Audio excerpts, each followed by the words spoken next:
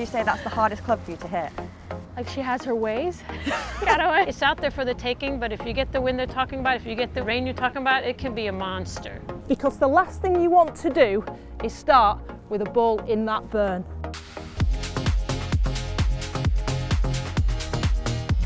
Hello friends, welcome to The Drop, your one-stop shop for all things AIG Women's Open, brought to you here at St. Andrews. We have fun, fashion, and festival vibes. We also have on-course access, behind the scenes, and more. But first, let's catch up with defending champion, Lilia Vu. Let's get into it. It was so special to be able to lift this. I was going through a really tough patch last year and somehow came out on top at the AIG Women's Open, and you know, that gave me a lot of confidence, you know, that you can be resilient and overcome whatever you're going through, and everything happens for a reason, and keep pushing through.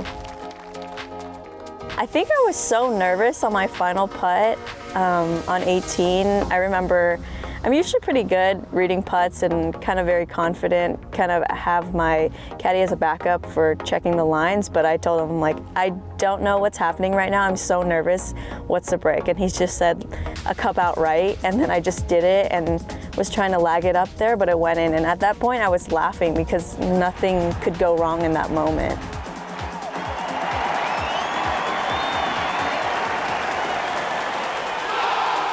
If you look at every single name that's been on here before, like most of them are people I've looked up to and have watched, so it's kind of surreal to even have my name on there. Every day I try to be the best person I can be, not just the best golfer I can be, and hopefully I can inspire the next generation. And you know, it's so fun seeing all these little girls and kids come out to watch us more often. It makes everything, all our hard work, mean something. The AIG Women's Open, it's so wide scale, everybody's tuning in, you know. This is probably one of the hardest majors out there, and you know, the conditions are gonna be hard. It's at St. Andrews, history's rich here, so many people have won here, and it's just the perfect place, the home of golf, to grow the game, and I can't wait to see all the kids and all the fans that come out this week and interact with them.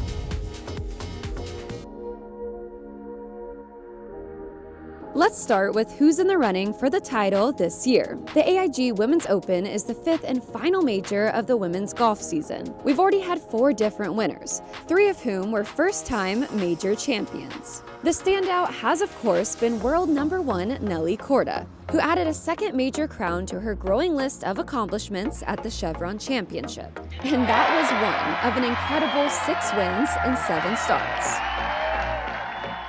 Stats-wise, Nelly leads the way in strokes gained, but the Amundi Evian Championship winner Ayaka Fudue has 10 top 10 finishes on the LPGA this year, while also topping the birdie and scoring average charts.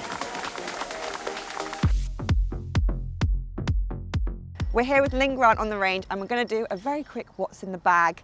Can you run us through what you've got here? Some rusty wedges at the moment. We've got 3 wedges, a 48, 54 and a 58. I-210s and irons all the way up to 5. Got Nice. 2 hybrids to 4 and a 3. 3-wood driver. The putter. Haven't changed anything for the week except for the putter. Okay. I added some weight to the bottom of it. Since it's so windy here, I felt like it was a bit too light. So when the wind kind of catches it. Is it extra metal on here? Yeah, it's like a metal tape. And it just makes it a little bit heavier, so you've got a bit more stability when you're putting. Yep. Cool. Yeah, so one thing that is very cool today is your outfit. So this is the brand new Adidas JL collection. Give us a little twirl, because the back of that is unbelievable. Look at that. That is so nice. And we're going to have you walk us through a bit of what you do usually when you warm up. Yeah, I'm just going to start off with a 54.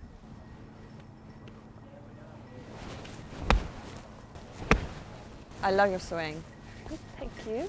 I say that every time I see you. Yeah, something like that. Would you hit every club? I usually go 9, 7, 5. Pick the odd ones. Or if I'm not comfortable with hitting my 5, then I'm not hitting 5. Would you say that's the hardest club for you to hit?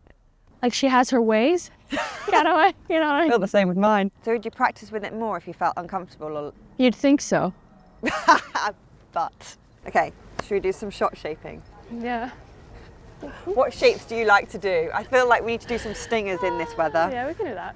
I mean, I'm just gonna go with a 5. I like it. Your favourite 5? My favorite 5.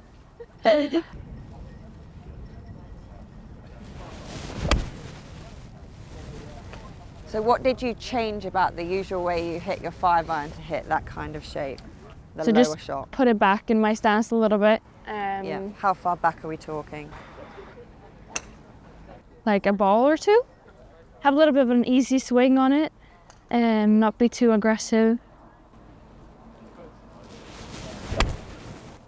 That's sort of where it tends to go. All right, this is a super low tee with your driver. Just take it back a little bit, but more so. That's nice. After the range, Linn headed to the first, hitting that iconic opening tee shot.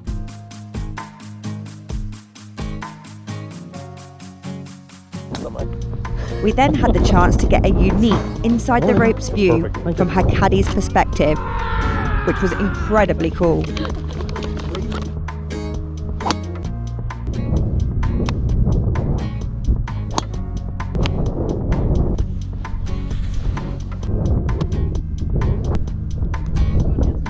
You have like a very different aesthetic, but it's like sexy but powerful.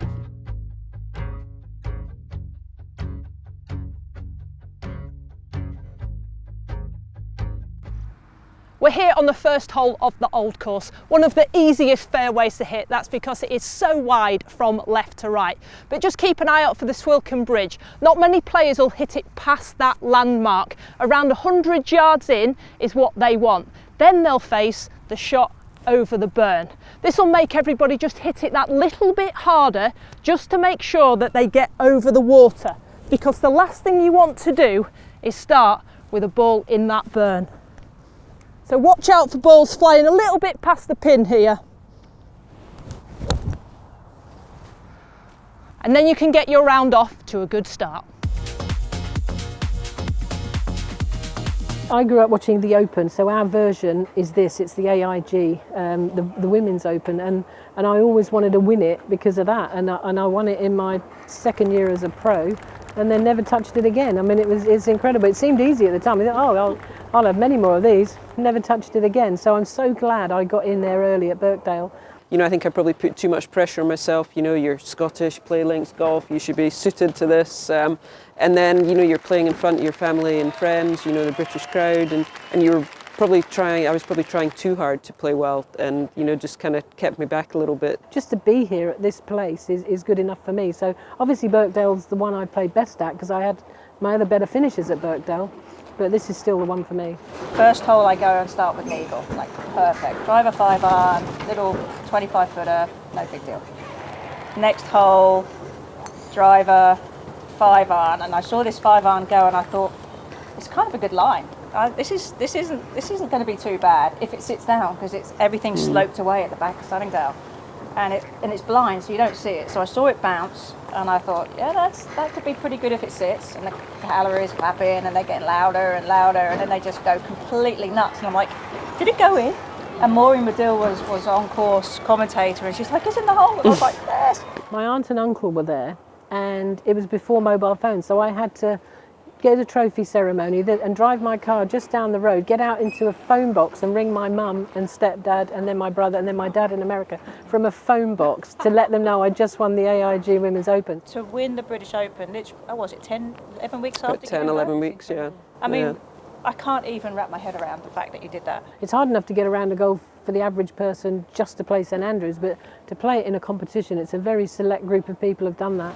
It's quite emotional for me, thinking that this is where the game started and the game that's given me so much in my life. That this is where it all began. So it all goes full circle for me when I come back here to St Andrews. So we're standing here with the one and only Annika Sorenstam. Now we have a few rapid fire questions. Are you ready? I'm ready. All right. Who are you rooting for this week? Who am I rooting for? You know, it's so hard when I have so many friends playing every week. When I get that question, it's like, you know, I don't really favor anybody, but you You know, I always kind of look at the Swedes. Right now, I think we have two really good ones. They're playing well. It's Maja Stark or Linn. I think we're going to see them at the top of the leaderboard by the end of the week. I love that. Now, who or what do you think the lowest score is going to be? What do you think the winning score is? Well, if you would have asked me before I looked at the forecast, I probably would have said something else. It's looking pretty tough. I think we're going to see, obviously, under par for sure, because these ladies are fantastic players. But I would say probably single digit. This golf course it's out there for the taking, but if you get the wind they're talking about, if you get the rain you're talking about, it can be a monster. It's a challenge. Now, last rapid fire question for you. Now, Annika in her prime, if you were in the field, how do you think you'd fare?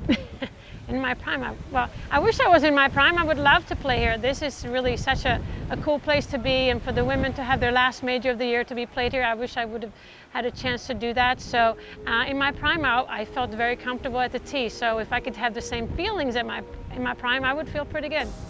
That is all we have for right now here at The Drop. Be sure to tune in for more fun tomorrow at the AIG Women's Open. Till next time.